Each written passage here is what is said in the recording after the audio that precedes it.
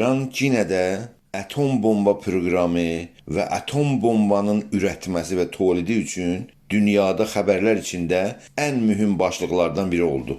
Trump, Amerikanın Cumhurbaşkanı Bərcam anlaşmasını rədd edəndən sonra İrana qarşı ciddi yaptırımlar, təhrimlər uygulandı. Amma bildiyiniz kimi Amerika, İsrail və Avropa ölkələri İranın atomi proqramın gəlişməsi, atom bombanın ürətmə və tolidinə yaxınlaşmasına ciddicə qarşıdırlar və o əsasda yeni bir anlaşma, yeni bir bərcamın formalaşmasına çalışırlar. Amma son ayda Viyen müzakirələrində ciddi bir gəlişmə və pişrəft gözə çarpmır və o əsasda İranın təhdidi İsraili nabudu məhv eləməkdə şəraiti getdikcə və gündən-günə gərginləşdirir və Amerika daima İrana uyarıda bulunurlar ki, zaman müzakirənin sonlanması üçün çox azdır. Amerikanın nümayəndəsi İrana məktub yazıb və deyib ki, əgərsə bu qısa zamanda anlaşma yazılıb imzalanmasa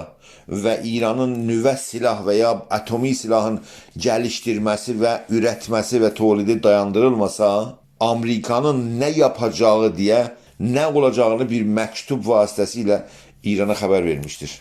Geçen hafta İran bir adım geriye oturdu ve Dünya Atom Enerji Organı'na İran'da yeni kameraların koymasının iznin verdi. Ama bir günden sonra haber farklı formada medyada yayıldı. İran dedi ki kameralar yerinde kurulabilir ama kameraların görüntülerinden, filmlerinden yalnız o zaman istifade olabilir ki Amerika İran'a karşı tamam yaptırımları, təhrimləri qaldırsın və götürsün. Bu sözün mənası əməldə İranın vaxt öldürməsi, eyni halda şərait saatlar belə keçdikcə gərginləşir və hangi qarşılığı Amerika, Avropa və İsrail İrana verəcəklər deyə geniş vasitədə mediada danışılır. Əskəri hücum İrana qarşı o alternativlərin biridir. Durum həqiqətən bəlirsiz, dəngəsiz və hətta gərgindir. Gələcək həftələr içində əgərsə İran siyasətində ciddicə geri oturma olmasa, çox yeni bir durum. Elə bir yeni bir durum, elə bir yeni bir şərait ki,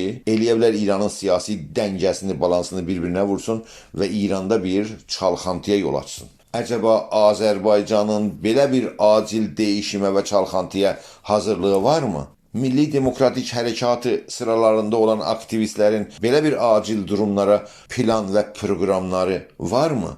Bu aşamadan geçmək üçün Azərbaycan uğur qazanmaq üçün düzgün, real və ağlabatan bir siyasetin formalaşmasına yaxınlaşmamız lazımdır.